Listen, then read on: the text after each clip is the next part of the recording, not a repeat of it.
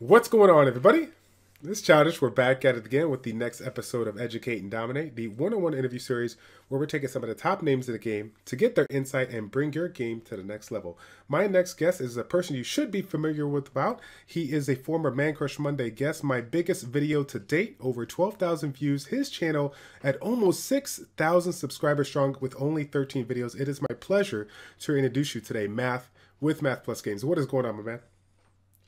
Hey man, how you doing? Oh, I'm doing super good, super good. It's finally great that we were able to connect. I know that we've been trying here for this last week or so. My schedule was crazy. Your schedule was crazy. We got the kids on both sides. Things have been just crazy all around. But overall, it worked out, and we're able to get together today. It's all good, man. I understand I was at the end of the queue, but it's cool. There you go. If you're new to the Educate and Dominate series, we've been talking about a variety of things over the past 2.5 years. Endgame Arena, Guild Wars, RTA, a ton of great stuff here. But today is going to be a very special video. We're going to be talking about, in the grand scheme of things, goal setting, making realistic goals, breaking it down from just the type of players that should be doing it, some goals to kind of set forth, and then some attitudes that you should have when considering these goals that you're trying to make. But before we get into all that, let's go ahead and start out with you, my man, Math. I honestly, this is so exciting for me to get your background of this because everybody is super different. So for you, if you could do me the honor of telling the Summit War community, how did you even get involved into video gaming and what led your way into Summit War? Well, to be honest with you, I had an injury about 2 years ago, a spine injury. So I was bedbound for a while, and obviously I'm a gamer by nature, but I couldn't work for a while, and I had to find a way to forget the pain.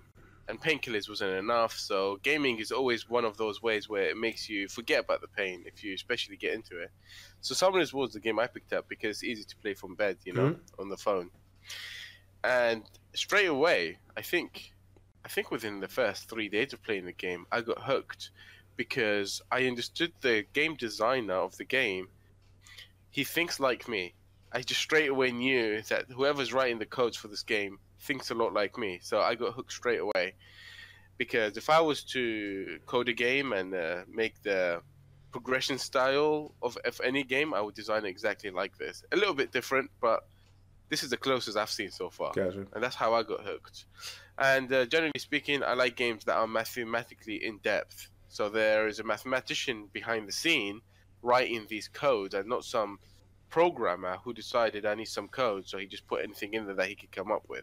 You can obviously tell that someone hired specifically for the math, and this guy is an expert.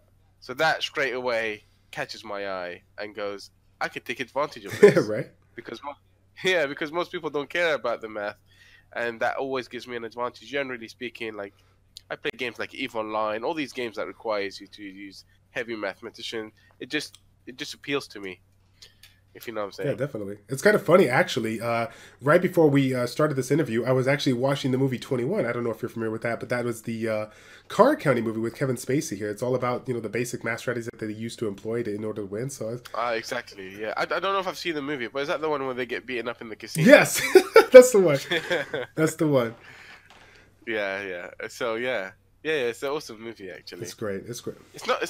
They don't use any some sort of like complex math. It's quite simple actually, but still, yeah, it's awesome stuff. Right. And so with regards to the whole mathematician and whatnot, like you found some of this where you stuck to it. Like what, I mean, obviously, your personal background, you're very into that, like mythology, of this, whole situation here. Like you're very methodical, excuse me.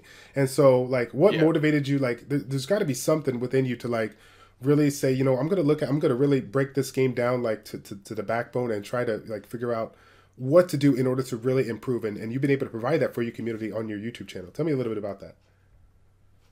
Yeah, well, naturally, I'm a very, very competitive person. In fact, generally speaking, I just aim for the number one spot. And also, I like to be on a handicap position where I'm behind or I start the game after everyone else has and try to catch up. I like the challenge, let's put it this way. But at the same time, I do want to have a chance to actually achieve my goal. So I don't want to aim for the number one spot and realize that it's actually impossible because of the way the game's designed. Right. So when I first started with the game, I knew it was possible. I knew if I was super efficient, even as a free-to-play player, you can actually manage to catch up to the number one spot. And I started the game about 2 years ago, around 2 years ago, just under 2 years ago, but it's almost 2 years, 23 months, I think. And that means I was already super behind, Right. right?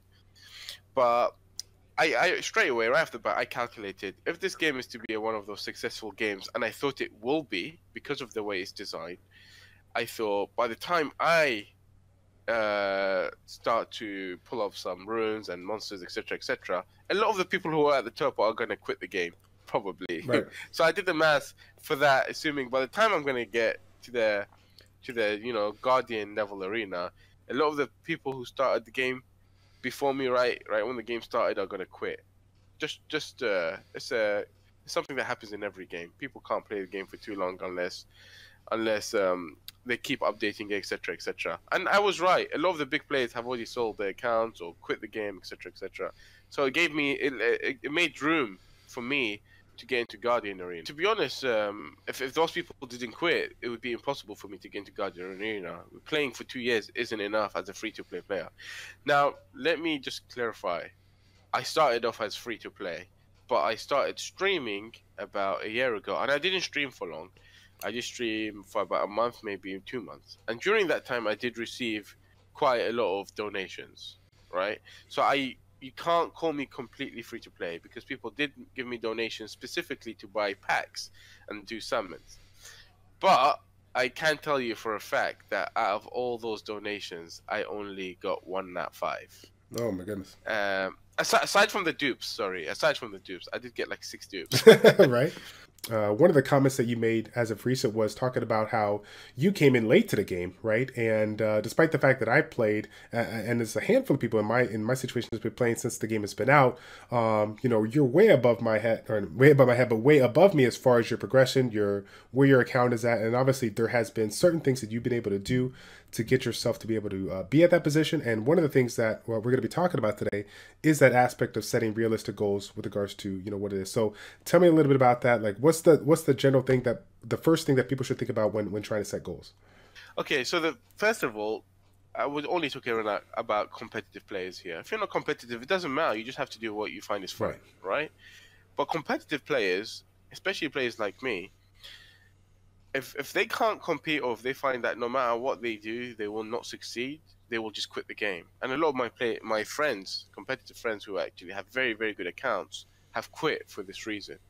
They realize that they can't compete with the players who spend a lot and have a lot of time to farm, and they've started the game before them.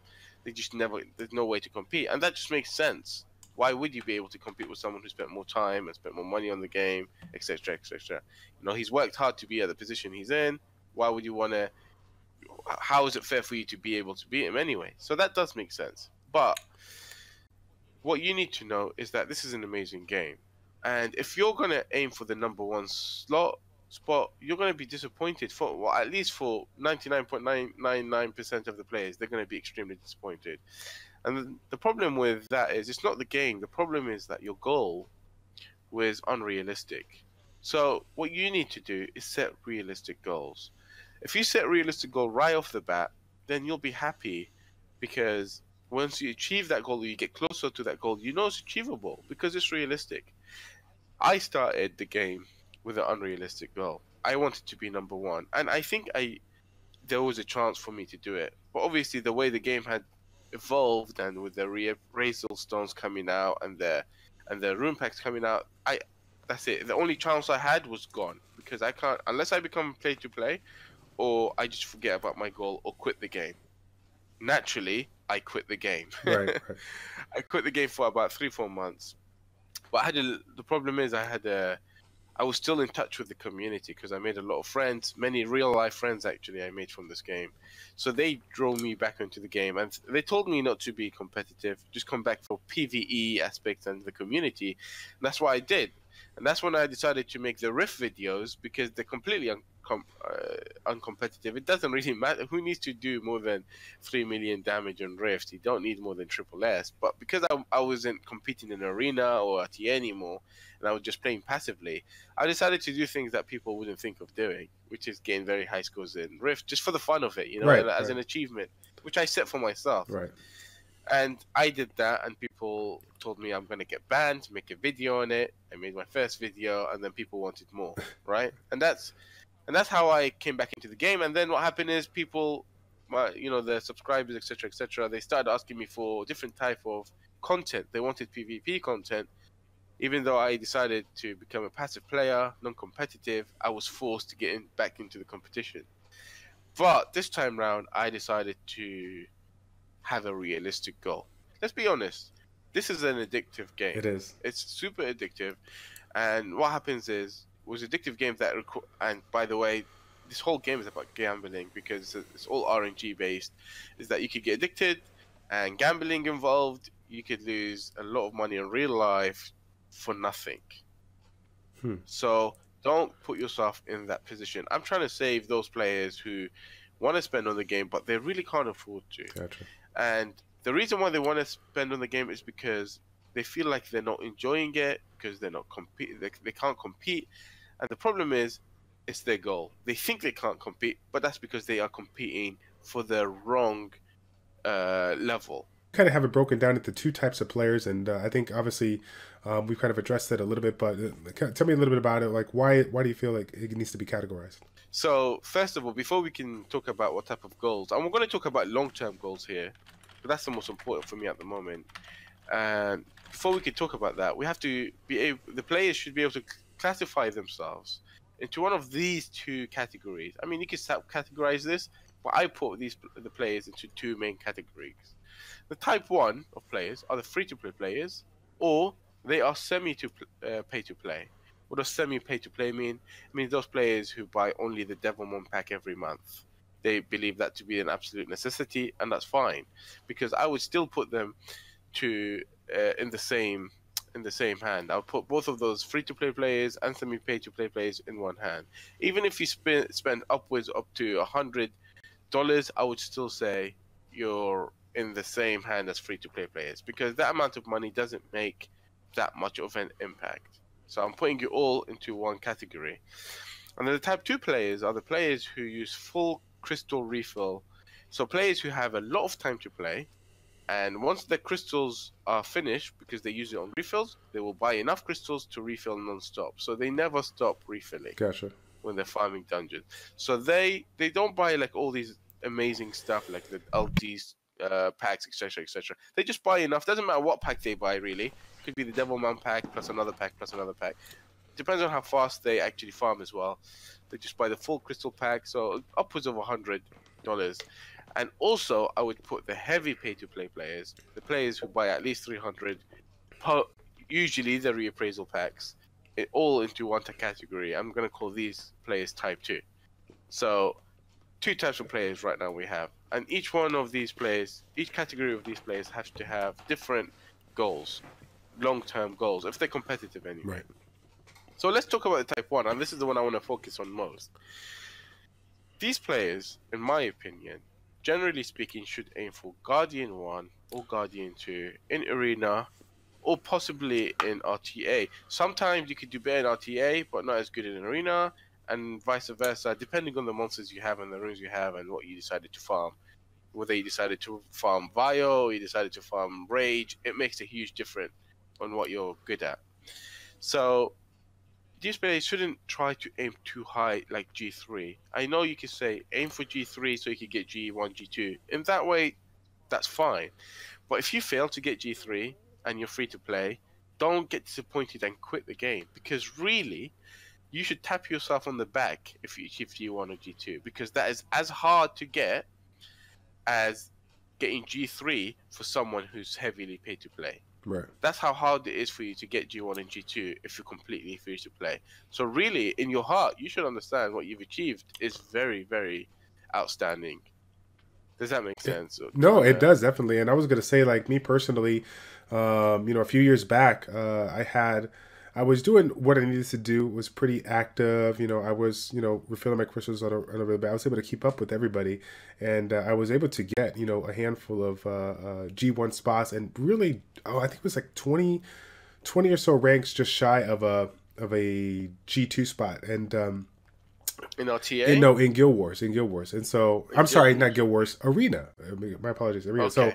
So when I did the Arena and whatnot, it kind of sucks because I said to myself like, um, I really would to like to do good in Arena, but at that time I was, really invested into my community, the Epic Fail community, and we're a Guild War based guild, right? We're focused on, putting the best, runes on our monsters revolved around Guild Wars. So Yeah. ultimately, because of the goal that I had to be one of the top guilds on the global server on that aspect, I could not break away from that just to have a high score in the arena. I think people can find a balance, but Exactly. I had my priorities just like everybody else did. So Exactly. You have to have your priorities. For example, for myself right now, if I focus on RTA, I can't do arena properly. If I focus in arena, I can't do RTA properly.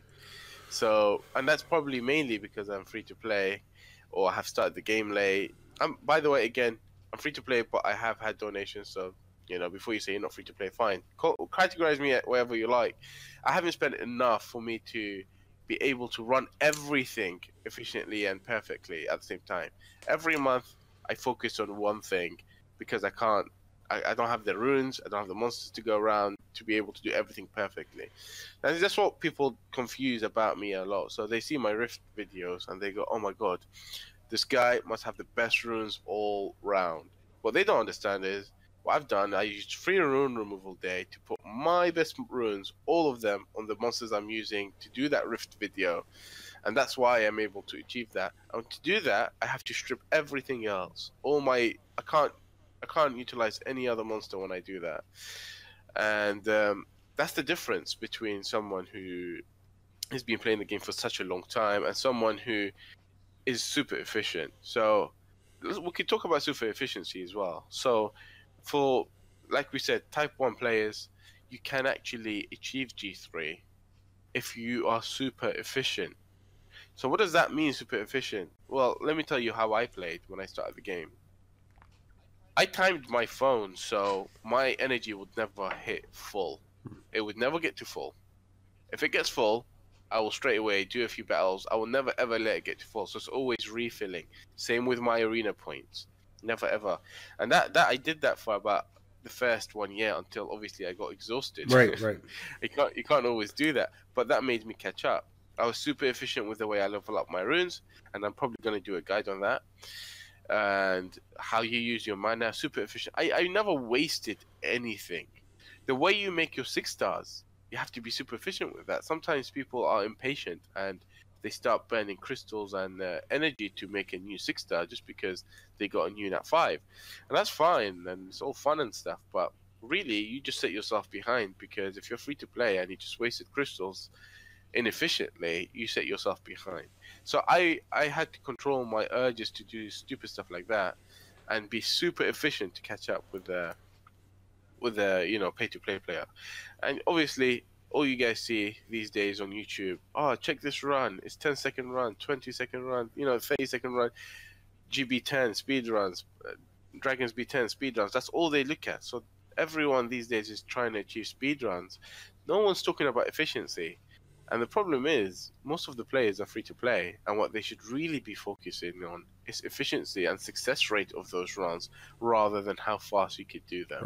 right, right. And that's generally for the general public, because most players don't spend that much, or I would categorize them into type 1.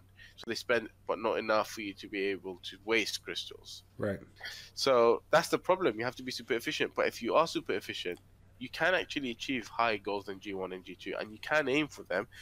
But don't put your hopes up too much, because if you don't achieve it and you're super competitive like myself, you're just going to end up quitting. Right, right, right. And one thing to kind of Right. add on to that was not even just so much the energy, the wings, and whatnot being useful to that, but just what Comptos gives us on a regular basis when it comes to these weekend, different types of events and whatnot. Some events that just need to be spent, energy to get certain things, or ultimately the opportunities to get double mana, double XP. We had some people in our guild that would actually set timers on their phones to say, hey, this event is active, that event is active, so that they can log in if they had time to go ahead and take advantage of it. Exactly. It's very Exactly. important. That's what you call efficient. That's super efficient. That's amazing. That's what you have to do. But of course, not everyone can do this, because You have work, you have a family, kids, you name it. You can't always be super efficient. So have a realistic goal. That's why I said you should aim for G1, G2. So if you have a family and you don't have time and you need to spend time with the kids, don't put the game, first. Put your family first and make G1 your realistic goal and be happy to achieve G1 rather than G2, right? Don't be disappointed that you couldn't achieve G2 or G3 because you have circumstances and what you've done is actually pretty good for your circumstances. Think of it realistically like that. For the Type 1 players, it looks pretty straight line across the board. But you said in Type 1, G1, G2 is definitely attainable. I don't think we can say automatically speaking, if you're a pay-to-play player, you can essentially get G2 and G3 easy. There's a couple of other factors to consider. But what do you feel with regards to Type 2 players? What should they kind of aim for and where should they go with their goals? Okay, so Type 2 players, the heavy spenders and the people who fill crystals non-stop. First of all, let's assume these players have been playing for 2 years minimum or something like that. Because even if they are pay to play and heavy spenders, if you haven't put in the time into the game, it's not going to happen. You need the mana, you need the runes leveled up. Even if you could buy the runes, it takes time to farm the mana. Just farming the mana takes forever for you to level up those runes that you're buying. So I would say maybe 1 year or 1 year and a half to 2 years at least for you to achieve the goals I'm going to mention now. So I would say they should aim for G2, G3 in Arena, and possibly G2, G3 again in RTA, depending on the type of monsters you have. So for example, you can have someone who's got no strip, he's got a lot of monsters, good runes, but no strippers, no double immunity. So in RTA he might suffer, but in Arena he could do good because he's got the runes, he's got the monsters he needs for Arena. So it really does depend. But, and this is important, you should lower your goal if you don't have the time to play. Or you do spend a lot, but relatively you're not that much of a heavy spender. So you shouldn't think if I don't achieve G2, G3 and I'm a pay-to-play player, I should quit the game. Because that's not true. You're also competing with those Type 1 players who are maybe free-to-play or semi-pay-to-play, but they have so much time to play the game. They're on the game 24/7. Right. I don't know, when you watch those tournaments, when they ask the players how much do you play a week, and some people say I play 20 hours a day or ridiculous numbers like that. You can't really compete with that. Even if you're spending a lot of money, you really can't compete with that. So don't get disappointed, because obviously real life comes first. You're spending on the game because you enjoy the game and you have a lot of work to do. So your focus is work. Obviously it means you don't have enough time to farm. But then again, you have to understand some people do have the time to farm, and it doesn't mean you're a bad player. It just means circumstances made it so that they can achieve a lot more. And I'm not trying to say this game has nothing. Skill is not involved in this game. This game is all about how much you spend and your real life situation. It's not, obviously skill is involved, obviously, but these factors pay heavily as well. They have a huge part to play, if you know what I'm trying to say. Yeah. But yeah, so generally speaking, they should aim for G2, G3. If they can't do it, it could be because they don't spend enough time playing the game, etc., etc. But that said, pay-to-play players who don't have enough time to spend farming, etc., etc., they can change their short-term goals to help them with that.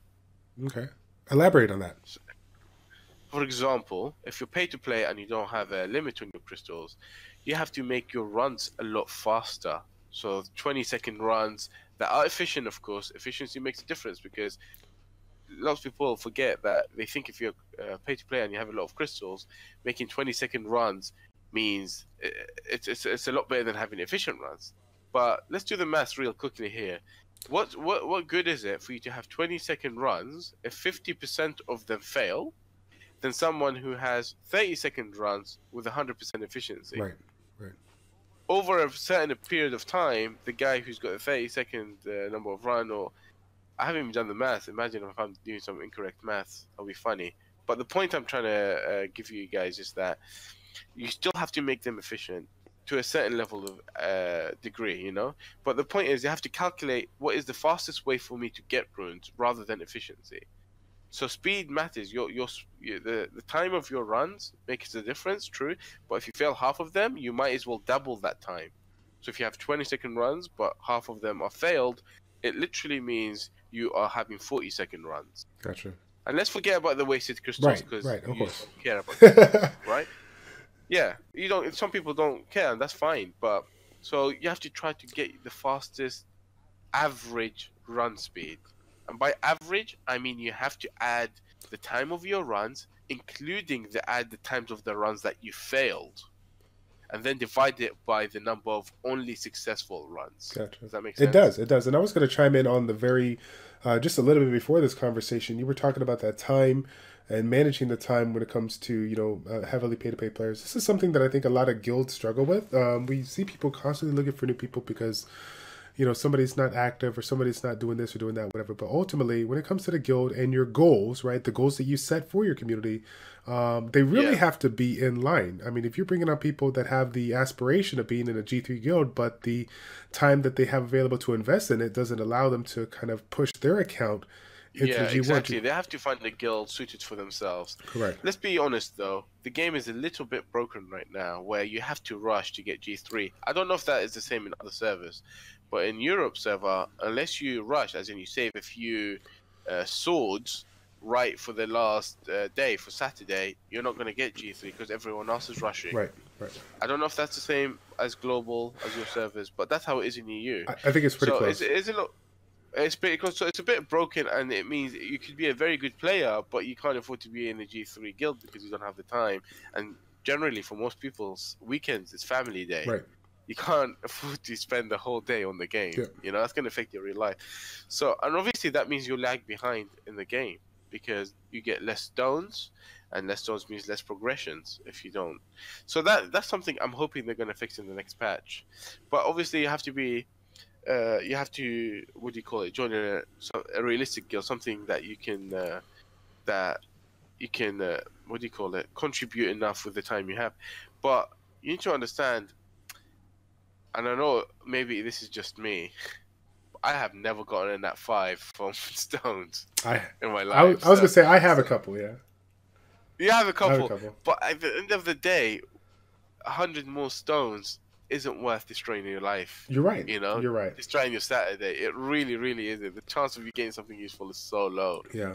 And Maybe that's just for me, but most people call them scam stones anyway, so that must come from somewhere. and I was gonna say right? I mean, for the global server, we're looking at, depending on where you're at. Obviously, it's a little bit easier for the Pacific Standard Time people on the West Coast because the rush will end at 10 p.m. for them. But for the majority of other people, we're looking at midnight, 1 o'clock, even 2 o'clock in the morning, and we might actually have to work at 6 o'clock in the next day. So that's one of the reasons why I've never really got too into the arena rush. But yeah, that's really crazy. And to go along with the topic of holding a high guardian spot, I think I've seen one like super endgame player be able to hit G2 without any rushing at all because they're obviously the units and rules are super OP and they made their team really, really trappy, really inviting. Yeah. But outside of that, I've never seen anybody get in the top 30 without rushing. Like rushing is just an aspect that you have to consider if you're really looking to be that kind of level of competitive play. Exactly. To be honest with you, I find that non-skilled based. I find that time based. So whoever's got the time can get G3 rather than whoever's got the units. At the moment, Arena is all about rushing because defenses hardly ever win. Yep. So that is a huge problem, and I hope Come To Us addresses that soon, especially with this new patch. I'm really hoping they really address this because it's a chore, really. I mean, it's just the thing is with Arena Rush, most people rush for about half an hour, maybe 15 minutes, depending on how good they are. That's fine. That's just half an hour of Sunday gone, but that's gonna destroy your whole Saturday. Rushing 3 or 4 swords on Saturday, it can destroy your whole Saturday, and sometimes you can't attack straight away because it says someone's attacking this target. When you're rushing, everyone's attacking at the same time, so you have to wait for everyone. You don't want to overlap and have 5 people attacking the same unit. So you have to, like, be careful who you attack, and that takes more time. Guild will waste a lot more time on Saturday than Arena Rush does. So I hope they really address this because at the moment, it's broken, in my opinion. Gotcha. And I think they might address it. We'll see. Gotcha. Anyway, so long-term players, G3 is easier for them to achieve it. Of course, they still have to be able to tune their short-term goals. So the way they farm, so they should be able to do more runs within the time that they have. Whereas the Type 1 category players or the free-to-play players, they should be able to maximize the efficiency of the run regardless of how long it takes. Gotcha. Right? Yeah. Now, if you're a Type 1 player, you're free to play, and you don't have time to actually play the game, then just forget about it. There you go. No, just forget about competing. Just play the game for fun. You just forget about competing. You can have a lot of fun in this game without competing. The PvE is quite fun, TOA, all that stuff. Yep. But just forget about competing. Don't waste your time. Don't get frustrated. You know, I've seen a lot of people get quit because their goals weren't realistic. They're competing when they really shouldn't compete. Right. And that's a good thing that you were pointing out too. Maybe we can get into that as well. With regards to the terms, the short-term goals, the long-term goals, there's a lot of things that you've kind of laid out for us to kind of consider. But ultimately, there's going to be a couple of things that are going to happen along the way. That aspect of like the general attitude that you should have getting into these goals. Can you tell us a little bit about that? What was some of the kind of advice that you want to give to your community? Absolutely. And let's be honest, most of the frustration actually comes from arena.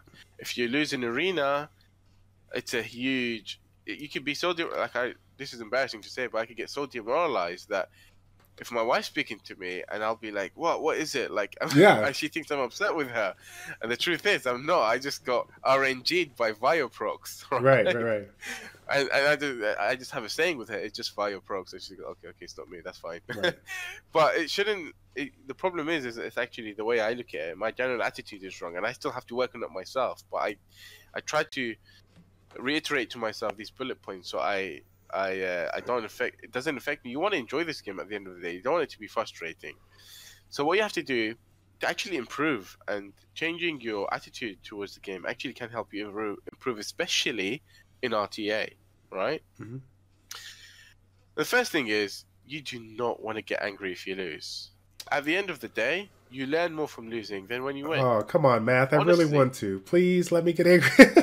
But you're going to have to take a break, especially in RTA. If you get angry, don't play another game. Yeah. If you start tilting, don't play another game. One, you're probably going to face the guy you just faced. Right? He's going to beat you again, right? Yeah. And this time you're just tilting, so you're not even going to think of how to counter him. You're just going to think, he got lucky last time, I'm going to do the same thing I always do, and it's going to work out. And you're just going to lose because you're not using your head, right? That's the first thing that's going to happen. The second thing is, you're not going to... you need some time to digest what happened. You really do, because if you lost, what you should do is watch the replay and see where did it go wrong? What could you have done differently within that same game? So, did you attack the wrong unit? Did you make the wrong move? And why did you make the wrong move? Etc. Etc. And then you're going to have to think of, was my mistake in the pick ban stage? Right. Did I pick the wrong monsters? So there's two different stages you have to think about where you went wrong, and they're both equally important. Yep.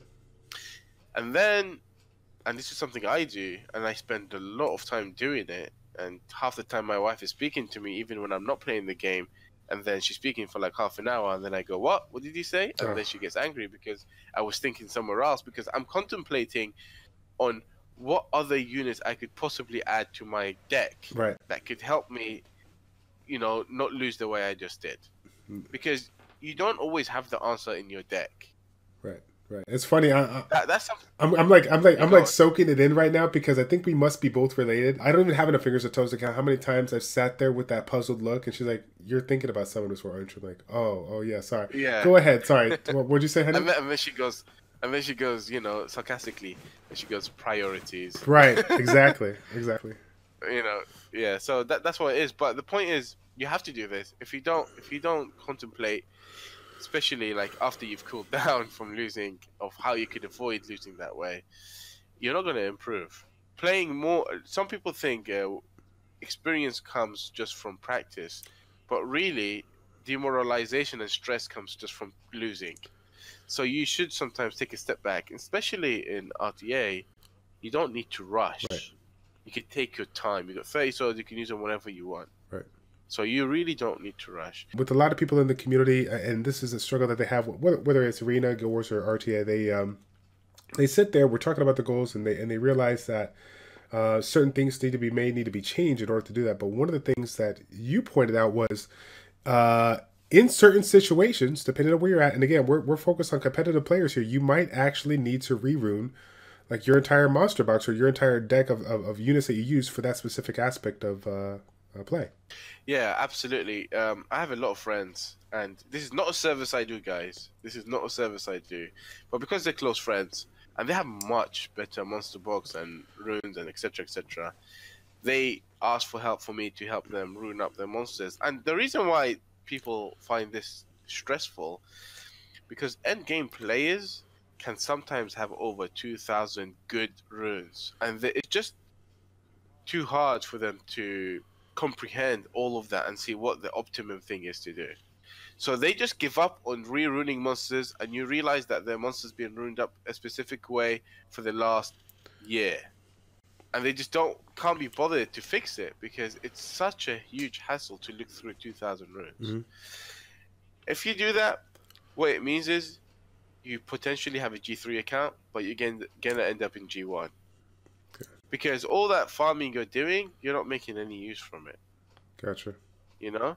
And what's going to end up happening is they're going to have about 100 or 200 monsters that are runed up above average, but no monsters that's runed up amazingly. Right. So for RTA and Arena, you're going to have to sometimes give your best runes to your most used units, rather than having a lot of available cards on the table, but all these cards are weak. Yep. Yeah, but that's something that I was going to say. Barian, my 7th episode of my 70 plus episodes of Educate Dominate, that's the one thing they talk about over 2 years ago that is still true to this day.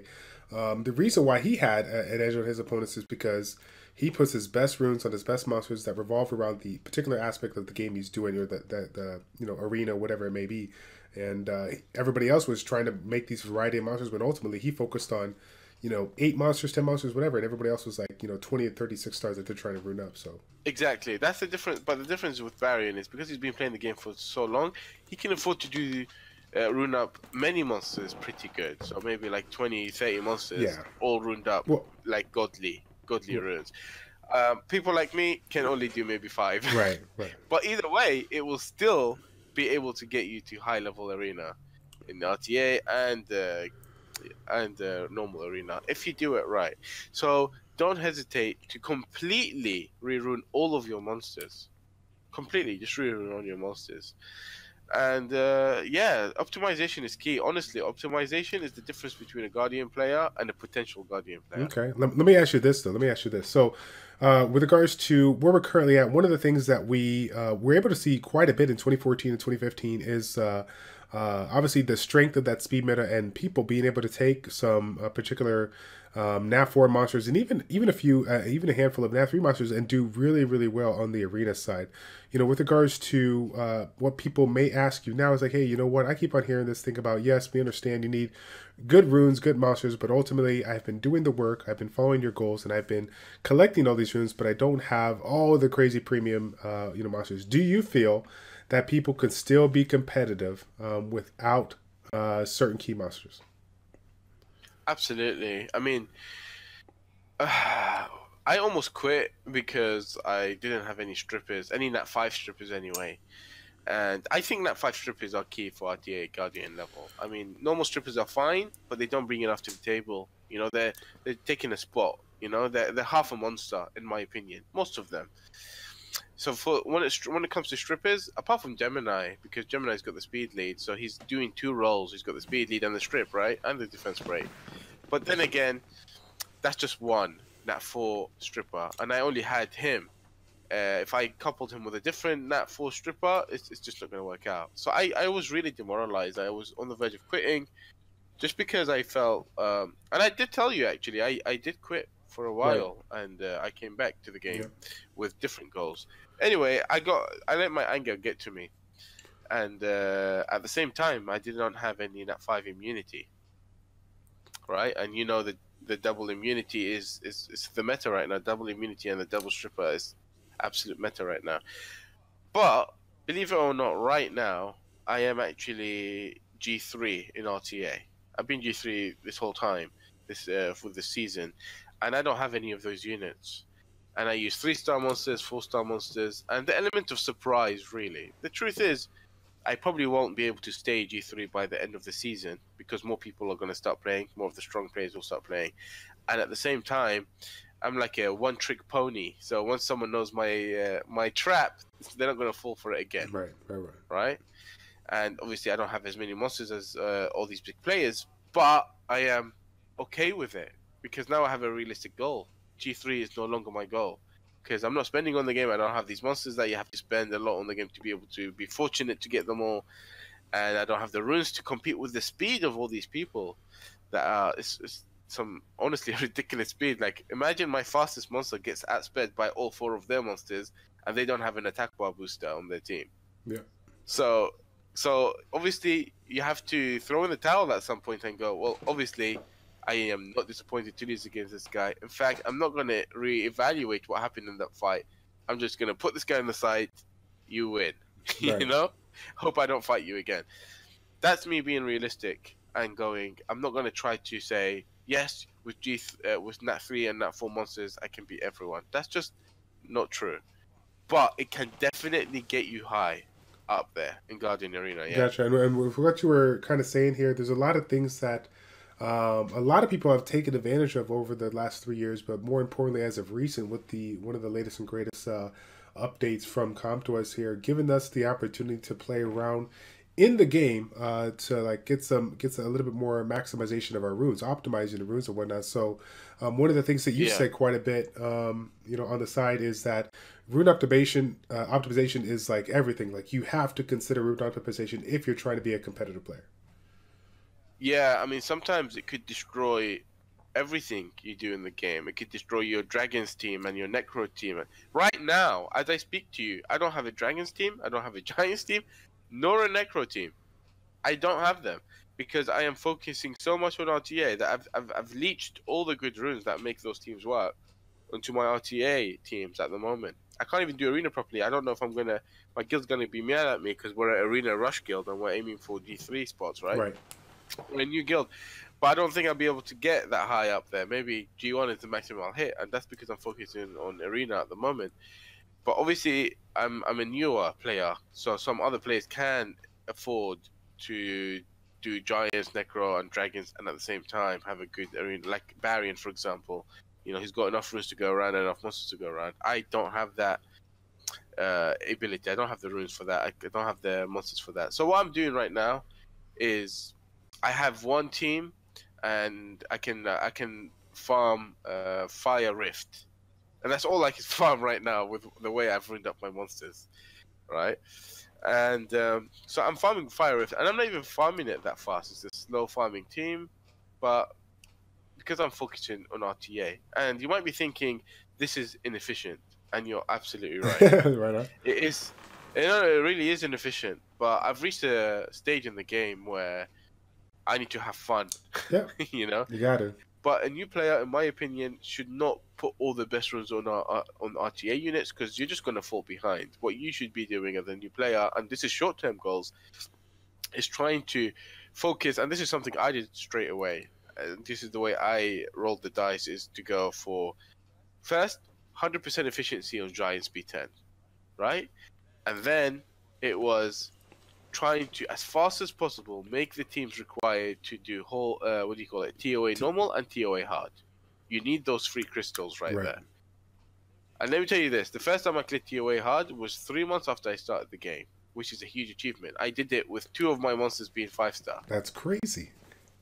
It is crazy, and it was crazy because the whole thing had to be autoed, and it takes me a month to do it. Because it was really crazy. But I found it very, very, very fun. At the moment, it's just autoing the whole thing, and it's very boring.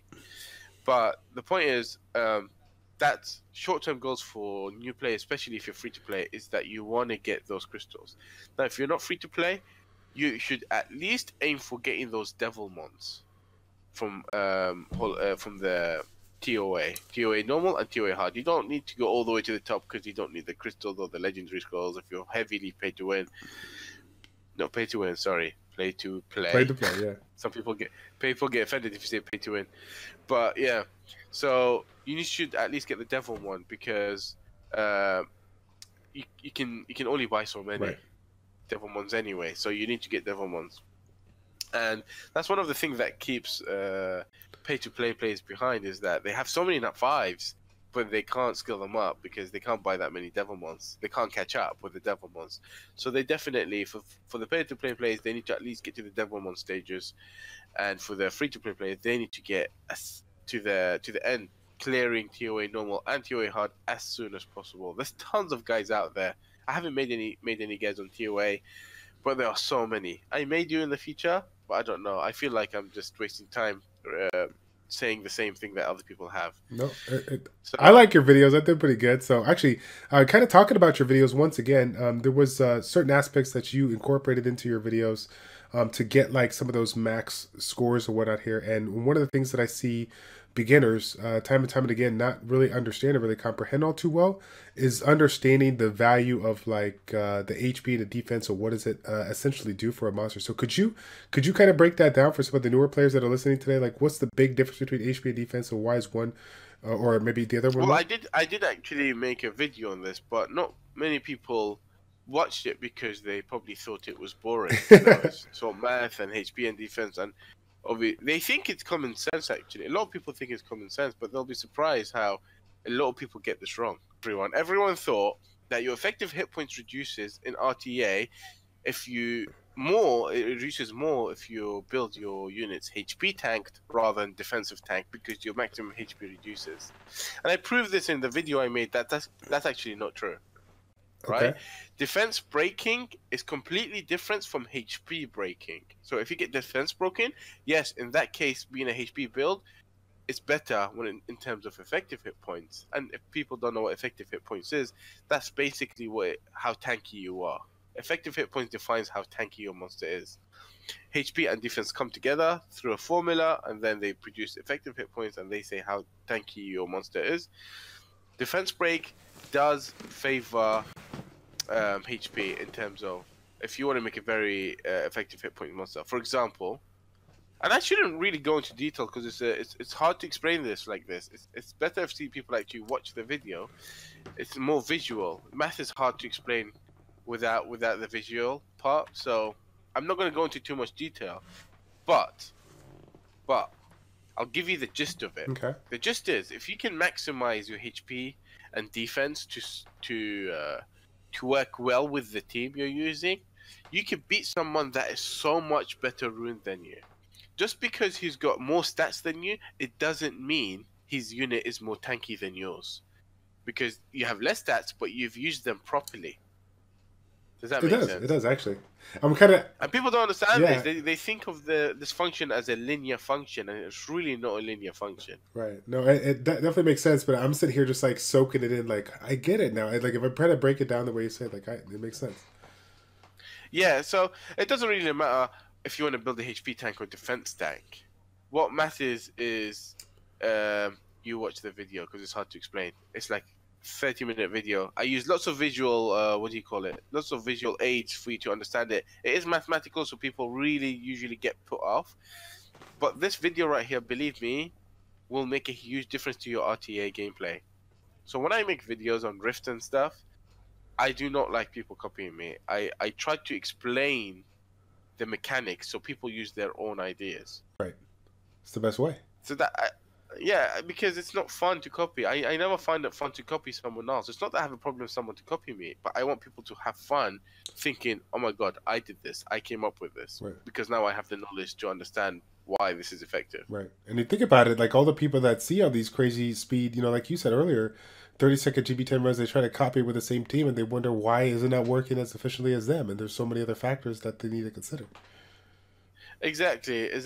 Stop trying to beat these people who do those 20-second runs or 30-second runs. Take a look at some of the, bullet points that we kind of hit up there. There was a lot of focus around the long-term goals. So we did talk a little bit about short-term goals, but why do you feel like there's so much emphasis on the long-term aspect versus the short-term?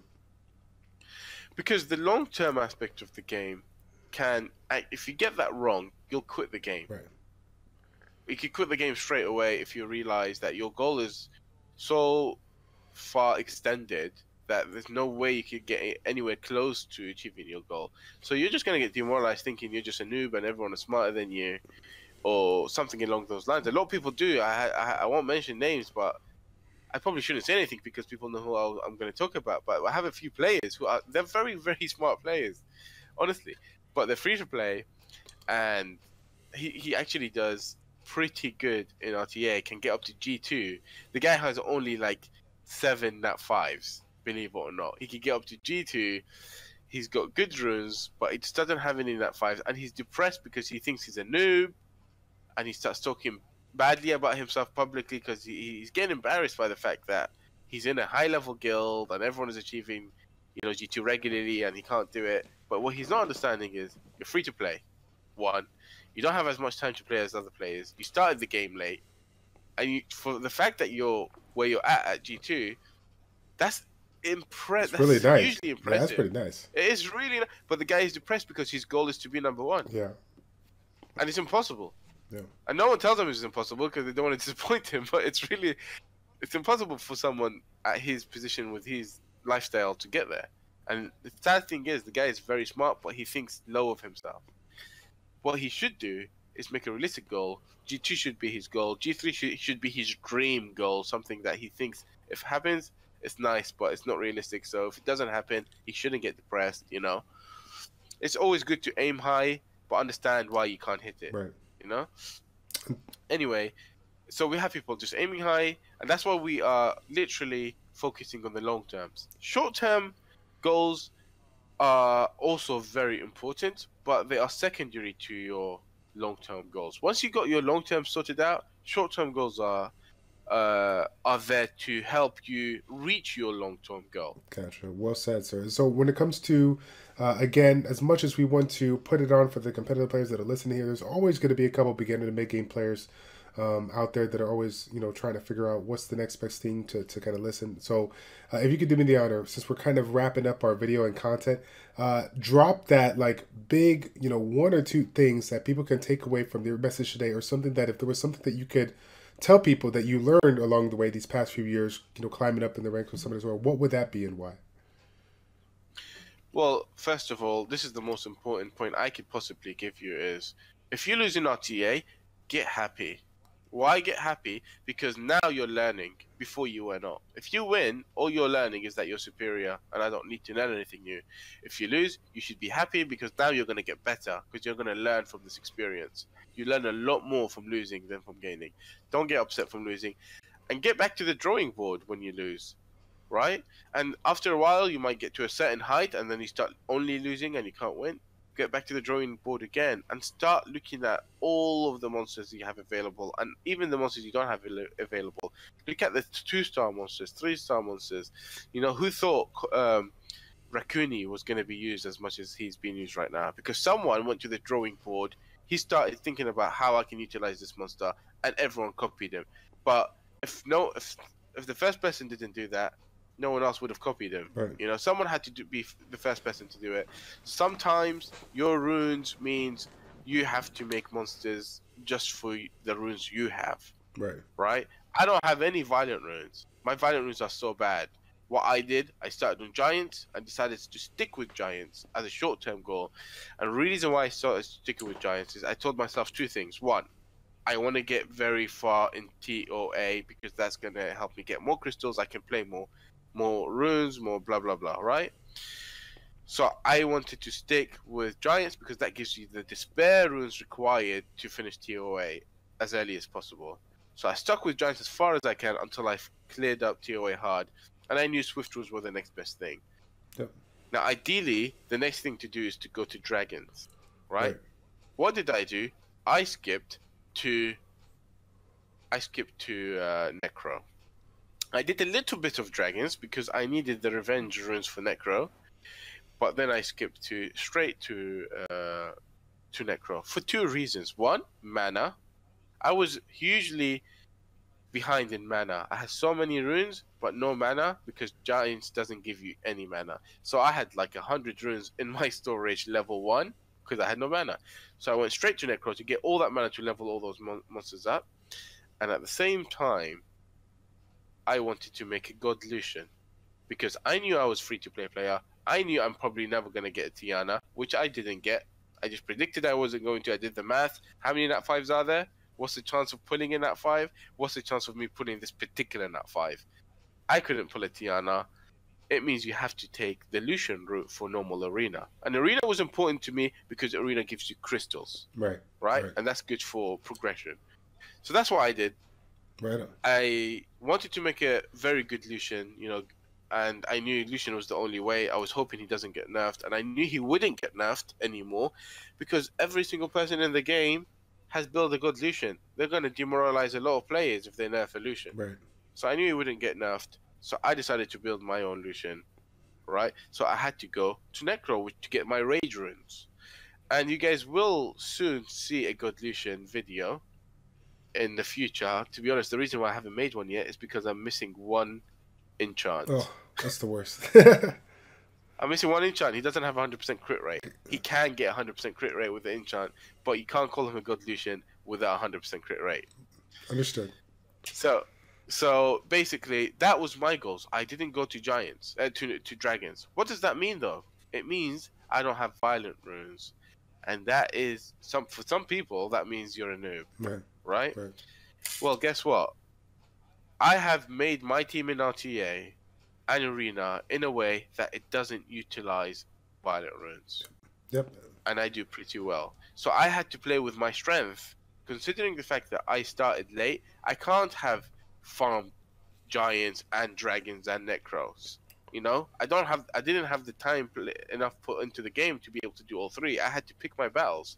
So I decided speed, which is giants, and the despair, which is for TOA, goes very well with rage, because if you go first, combine that with your rage runes, you can make sure the enemy doesn't get a turn. Gotcha. So that's how I did my math. Yeah. Right? Now, obviously, you could farm dragons, and get lots of violent runes. That is obviously another way to do it, because dragons gives you decent amount of mana, and you can stick with dragons forever. You don't need to change to necro and giants, etc. But this is the route that I chose.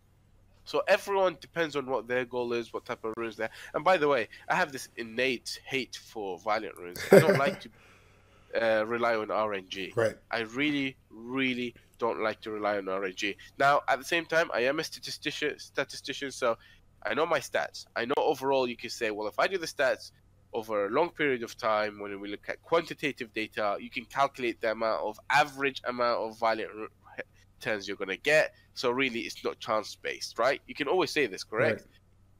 But what happens if you're in a tournament and you have one game to play that's going to decide whether you win the tournament or not? Then it's completely chance-based, because you don't get to play the guy 100 times for you to take the average. Yep, and that's 3 games winning. That's not an average enough for you to say who's a better player when violent runes are involved. Yeah, and it just means who the lucky player is going to win. Right, that's something that we actually saw recently at the Mobile Masters tournament. Some violent procs that came in clutch that basically gave certain people the nod where others thought the other person should have won. Yeah, and honestly, they nerfed it, and it means Come To Us is actually listening when it comes to RTA, but the nerf wasn't enough, in my opinion. Now, a lot of people are going to hate me for this because they've been farming violent runes all their life, and they're like, no, don't nerf my violent runes. Right? But I don't mind the hate. You can hate me all you want. Truth is, if you want to make this game successful, you're going to make it rely less on luck. By the way, luck is good. It gives you that element of surprise. Otherwise, it's just a boring card game. Whoever's got the best deck wins, and there's no luck aspect whatsoever. You might as well not fight. Just make barrier and win every single battle. A little bit of fight, luck is good, but I think at the moment it's a little bit overtuned. It needs to be tuned down a little bit, gotcha. In my opinion. Anyway, that's why I didn't farm dragons. I didn't find it. I find it. I don't like to rely on luck. What can I tell you? No. If you know what I'm trying to say. So that's about it, really. I think for long-term goals, guys, just set your goals straight so you don't get demoralized, you don't get depressed, you don't quit the game, and find something you like in the game and tap yourself on the back for achieving whatever you've achieved. The problem is most people surround themselves with players, generally they're leveled or better than them, so they always feel down. Right. The moment you feel like you could be in a Guardian 3 guild, you join it and you realize you're the worst player there. Right.